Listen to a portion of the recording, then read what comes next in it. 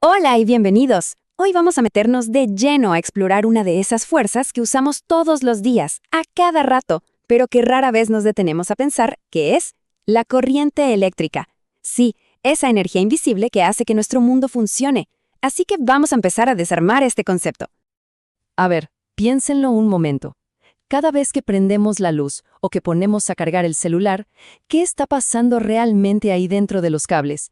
¿Qué es esa fuerza misteriosa que viaja a una velocidad que ni siquiera podemos imaginar? Miren, para que esto no se sienta como una clase de física súper densa, vamos a usar una imagen, una analogía muy simple. Imaginen que la electricidad es como un río invisible, sí, pero increíblemente poderoso, que fluye sin parar para darnos energía. Esta idea del río, créanme, nos va a guiar en todo lo que sigue. Ok, perfecto. Si tenemos un río, ¿qué es lo que fluye por él? Porque obviamente no es agua, ¿cierto? Bueno, a un nivel microscópico, uno que es imposible de ver, este río en realidad es un torrente de partículas diminutas, miles de millones de ellas, todas corriendo juntas en la misma dirección. Y aquí, justo aquí, está el corazón de todo el asunto. Esas partículas son los electrones. Así que la corriente eléctrica no es más que el movimiento ordenado de electrones. Esos pequeños corredores avanzando en una formación casi perfecta a través del cable. Y es ese movimiento masivo y coordinado lo que genera la energía que usamos para todo. Ahora, como cualquier río, este también tiene propiedades que podemos medir, porque no es lo mismo un arroyito tranquilo que un río caudaloso, ¿verdad? Necesitamos saber qué tan fuerte es y cuánta energía lleva. Vamos a ver cómo se describe el poder de este flujo. Todo, absolutamente todo, comienza con el voltaje. Pensemos en el voltaje como la fuerza, el empujón inicial que pone a todos esos electrones a correr. Sin ese impulso, los pequeños corredores simplemente no se moverían, se quedarían ahí, quietos. Y volvemos a nuestra analogía del agua, que aquí funciona de maravilla. El voltaje es como la presión en una manguera. Si hay mucha presión, el agua sale disparada con fuerza. Bueno, con la electricidad es exactamente igual.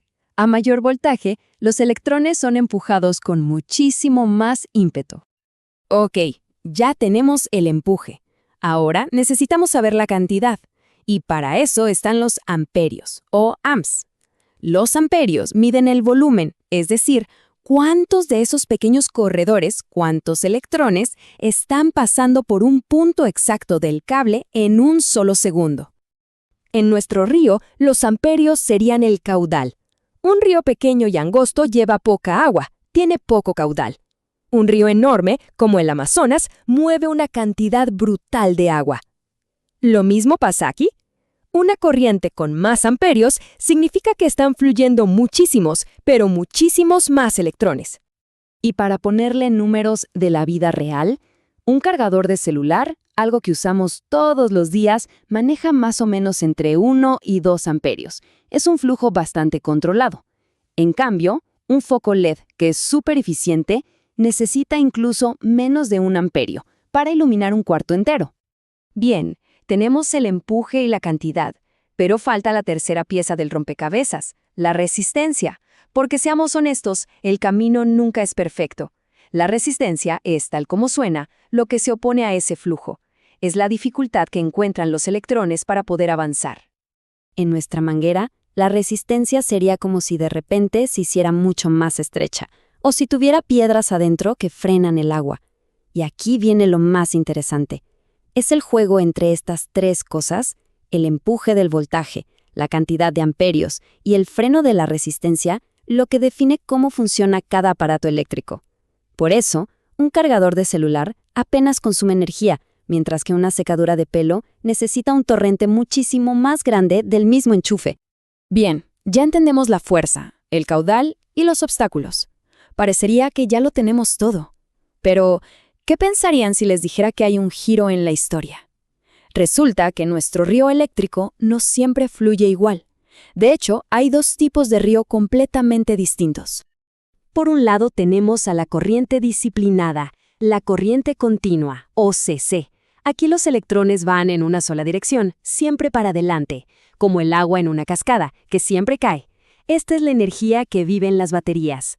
Pero por otro lado, está su prima, digamos, más caótica, la corriente alterna, o sea, aquí los electrones van y vienen, adelante y atrás, en un vaivén constante, como las olas del mar. Y esta es la electricidad que tenemos en los enchufes de casa. Perfecto. Ya conocemos los dos tipos de río. Pero para que toda esa energía sirva para algo, como para prender un foco, necesita un camino. La electricidad no puede simplemente flotar en el aire. Necesita, por así decirlo, una carretera para viajar. A esa carretera la llamamos circuito, y cualquier circuito, por simple que sea, necesita 4 partes para funcionar. Primero, una fuente de energía, la pila, que da el voltaje. Segundo, los conductores, o sea, los cables que forman la ruta. Tercero, algo que use la energía, el foco, por ejemplo. Y cuarto, y esta es la regla de oro, el camino tiene que ser un círculo cerrado. Si ese círculo se rompe, ¡puf!, se apaga todo. El río de electrones se detiene.